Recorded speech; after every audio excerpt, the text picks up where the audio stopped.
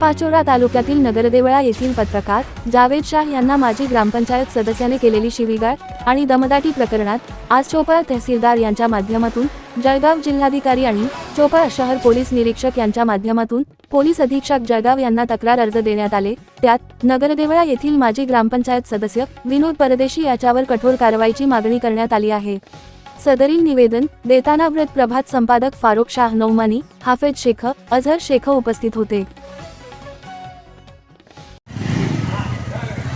आज आम्ही माननीय तहसीलदार साहेब चोपडा यांच्या कार्यालयामध्ये उपस्थित आहोत। आम्ही माननीय तहसीलदार साहेब यांच्या माध्यमातून जळगाव जिल्हाधिकारी कार्यालय, त्याचबरोबर चोपडा पोलीस निरीक्षक साहेब यांच्या माध्यमातून पोलीस अधीक्षक साहेब जळगाव यांना निवेदन सादर केलेलं आहे।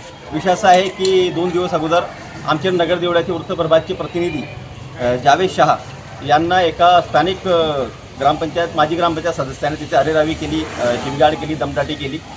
त्याचा निषेध करत आम्ही पूर्ण जिल्ह्यामध्ये ज्या ठिकाणी आमचे प्रतिनिधी आहेत, तालुका प्रतिनिधी, त्यांच्या माध्यमातून मान्य जिल्हाधिकारी साहेब आणि पोलीस अधीक्षक साहेब यांना निवेदन सादर करत आहोत।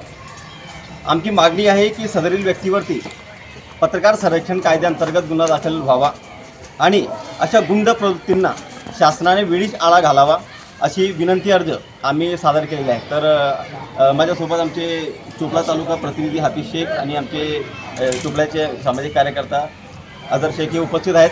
तर पोलीस निरीक्षक साहेब यांच्या माध्यमातून पोलीस अधीक्षक साहेब जळगाव आणि चोपडा तहसीलदार साहेब यांच्या माध्यमातून जिल्हाधिकारी कार्यालय, जिल्हाधिकारी साहेब यांना निवेदन देण्यात आलेलं आहे की सदर माजी ग्रामपंचायत सदस्य विनोद सिंग परदेशी याच्यावरती कठोरात कठोर कारवाई करण्यात यावी, जेणेकरून पुढे कुणीही असं पत्रकारांशी असं गैरवर्तन करणार नाही, पत्रकारांची शिवीगाळ करून त्यांची मानहानी करणार नाही, हे करून अशा निंदनीय घटनांना आळा बसावा म्हणून आम्ही आज निवेदन सादर केलेलं आहे। त्याचबरोबर फैजपूर उपविभागीय कार्यालय त्यांच्यामार्फत जिल्हाधिकारी आणि त्याचबरोबर फैजपूरचे पोलीस निरीक्षक यांच्यामार्फत पोलीस अधीक्षक साहेब यांना सुद्धा आता थोड्या वेळामध्ये निवेदन देण्यात येत आहे।